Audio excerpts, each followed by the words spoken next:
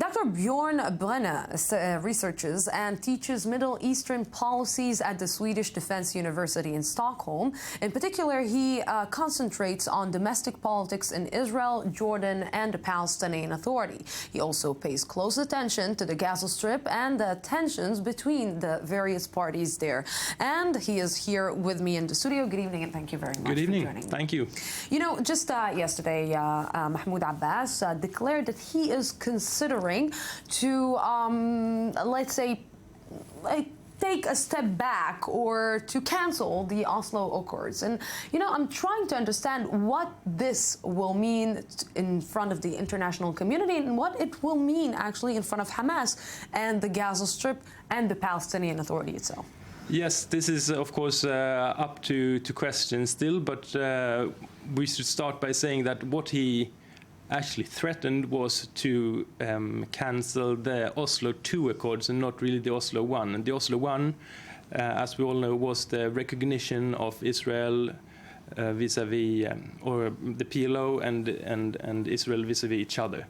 So this is not what's at stake. It's Oslo II and the administration of the West Bank, but it's not the dissolution of the PA. This was in Oslo I. Yes. So they are not dissolving themselves. They are not canceling the PA or the post of the Palestinian president, for example. But this is basically, we're talking about the relationship between the Palestinian Authority and Israel, maybe even the security coordination that we already heard that the Palestinians are threatening to cancel.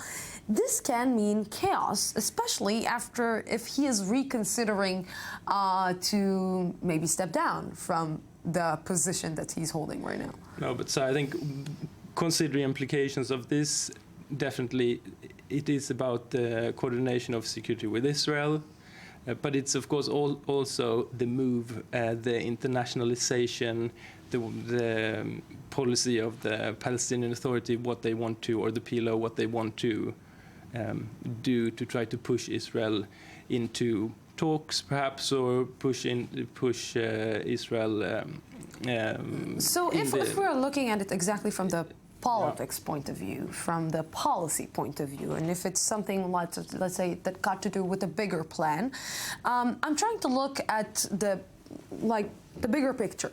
And the bigger picture shows that there is some, let's say, lack of balance between the Israelis and the Palestinians. The way that Israel is perceived in the international community, and on the other side, the way that the Palestinians are perceived in the international community. Right now, let's say Israel is losing in this balance, isn't it?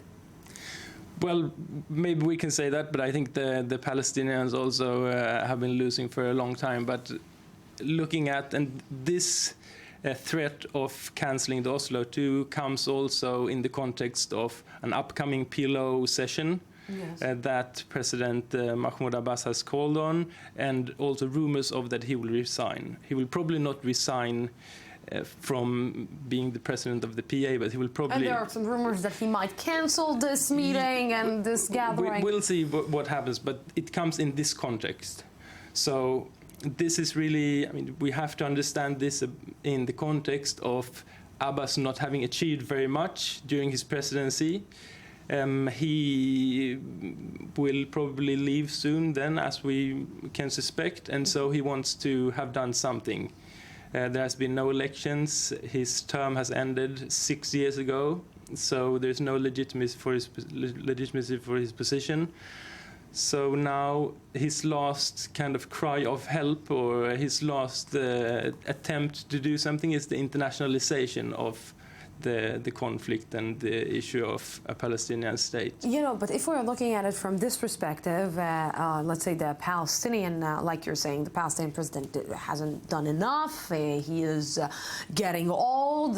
He didn't push, let's say, the peace process. But on the other side, if we're looking at the Israeli aspect, the Israeli side, for the last 6 years, we are maybe even at least for the last 3 years, for sure, we're a lack of a peace process.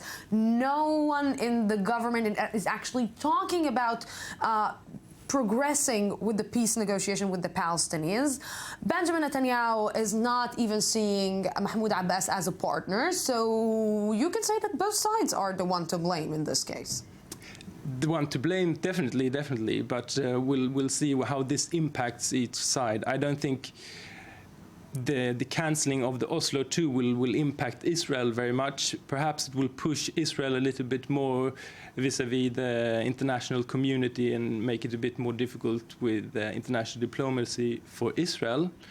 But this is about a move for the Palestinian Authority and President Abbas to try to at least symbolically make it look like he has done something during his presidency. So if I will take you now to, let's say, the international problem that everyone is facing right now, and this is the migrant problem. Also, Mahmoud Abbas suggested that Israel will allow some refugees to get into the Palestinian Authority. Do you see any kind of a solution to this problem? Do you see that Europe actually is handling this crisis in a good way, in an order way, is actually able to handle all these thousands and thousands of refugees? It's a very difficult situation, and just the 2 weeks that I've been away from Europe now, the situation has really changed, and the public opinion of what's going on has also really changed. I think that we will see more refugees coming to Europe, of course. And this situation, it's for the Europeans. They are now starting to understand that these people that are coming as refugees, they will stay as permanent residents in the EU. So this is a change in how it has been understood from before, I think. And for now, it seems that there is no such an order plan, but. It's another problem. Thank you very, very much for coming to our studio. Thank you very much. Thank you.